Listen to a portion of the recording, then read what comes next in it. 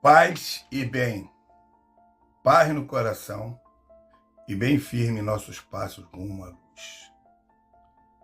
Hoje eu vim cumprir aquilo que eu prometi, responder algumas perguntas sobre a Umbanda 3D, Umbanda da terceira dimensão, Umbanda que vamos estudar o sentido da vida, o propósito da Umbanda, o que viemos fazer na Umbanda. Eu estou, não sou. Porque nós temos livre-arbítrio de escolha de entrar e de sair.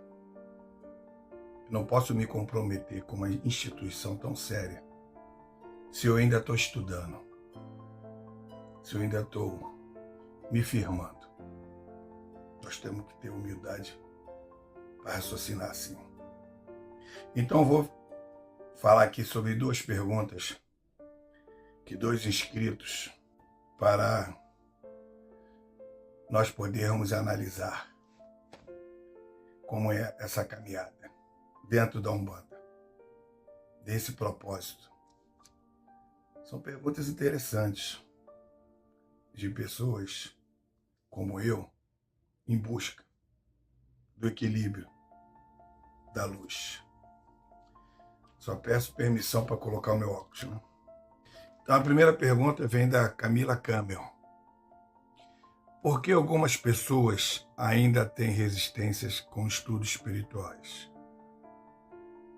Aí ela faz um questionamento.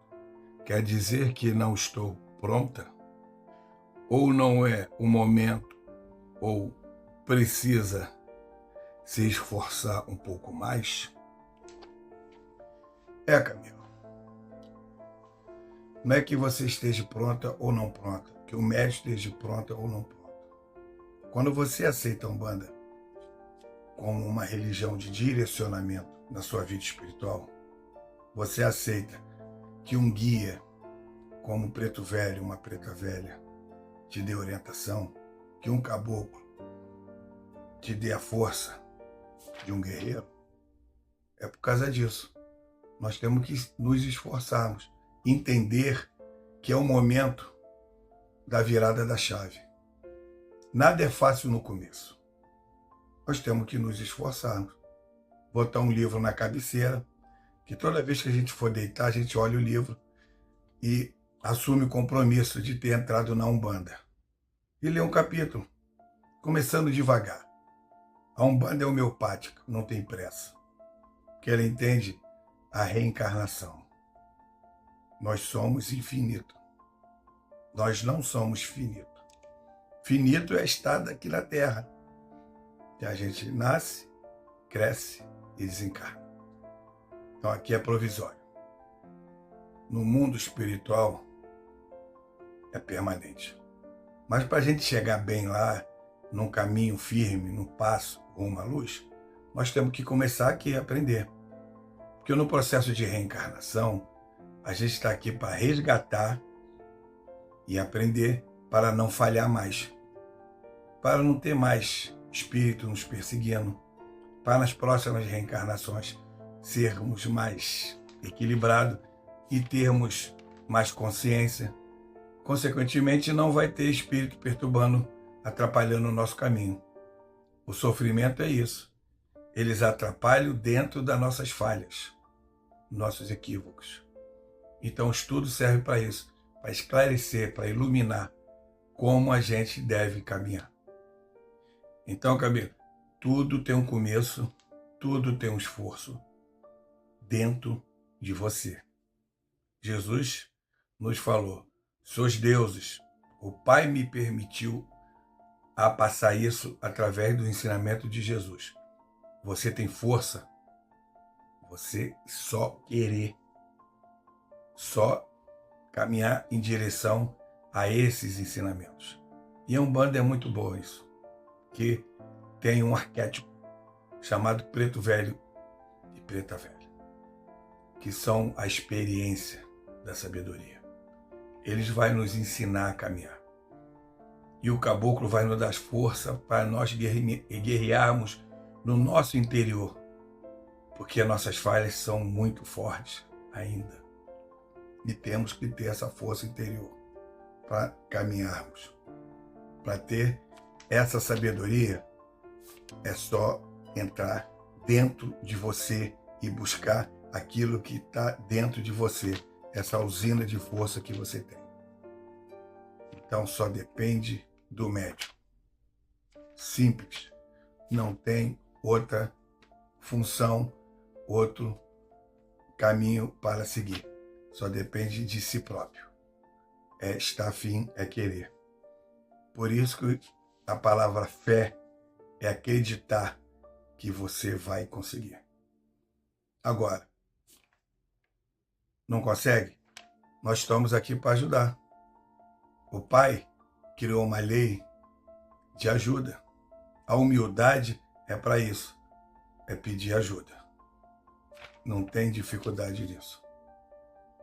Tá, querida Camila Câmbio? Agora, a segunda pergunta vem da Fernanda Gentili. Mais uma vez o óculos, porque a idade me permite isso. Como saber quando o nosso papel enquanto médiuns na Umbanda, que na prática da caridade através da Umbanda está passando de um determinado limite que impacta na evolução kármica de alguém? Primeiro o médium tem que estudar, né?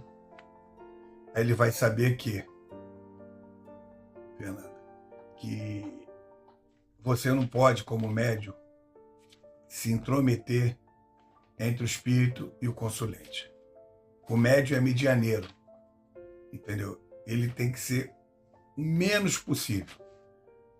O espírito está usando o corpo dele para se comunicar com o assistente, porque não é todos que sabem usar a sua intuição, não é todos que têm ouvido para escutar e os olhos para ver. Então precisa de um médium para ter esse intercâmbio. Então você não pode interferir nessa consulta. Você não pode interferir nessa consulta. E se você depois desincorporar e esse assistente vier perguntar uma coisa para você, a gente tem que ser humilde e falar assim: eu não sei, vou procurar a ajuda dos mais experientes. Por isso que o Espírito pede para a gente estudar. Quanto mais a gente estuda, quanto mais a gente lê, mais informação a gente vai ter, mais eles vão intuir a gente na hora para a gente responder. Porque as pessoas na Umbanda pensam que a Umbanda é só incorporação. Isso está na segunda dimensão. A terceira dimensão veio para isso, para mostrar que o médium pode estar dando consulta sem estar incorporado. Ele está usando a sua mediunidade sem incorporação, através da intuição. Você escuta as pessoas perguntando, se questionando, e eles jogam as palavras certas para você falar para aquela pessoa. Mas só pode acontecer isso se você tiver o discernimento, a experiência de ver que aquelas palavras que estão saindo da sua cabeça não é aquilo que você realmente faz no seu dia a dia. Porque o seu dia a dia é uma coisa particular e o da assistência é outra coisa particular.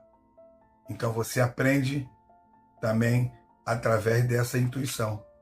E você passa sem interferir. Esse negócio de falar eu acho, eu penso assim, eu dirijo assim, eu faço assim, isso é um erro cástico, um erro grosseiro do médium. Nós não pensamos assim, nós só temos o livre-arbítrio. E para não errar nesse livre-arbítrio, a gente tem que ter o conhecimento. E através do conhecimento que a gente vai ter a facilidade de caminhar. Agora, é só ler? Não. Hoje tem a internet para você ver os vídeos. Tem as pessoas para você interagir. Busque, procure. Eu sempre falei para as pessoas que estão ao meu lado: vamos trocar informações, experiências. Vocês têm que pensar que eu não estou ajudando vocês. Vocês é que estão me ajudando também nessa interação, nesse resgate meu kármico. Então, Fernanda, o médium, ele tem que ser nulo. Ele só está ali como medianeiro. Vou te dar um exemplo. O cano, vem a água da SEDAI para a água da bica da casa. O cano ele só serve para transportar água. Ele não pode interferir. Quando o cano começa a entupir, interferir na água, a casa não recebe água. Vai ter problema.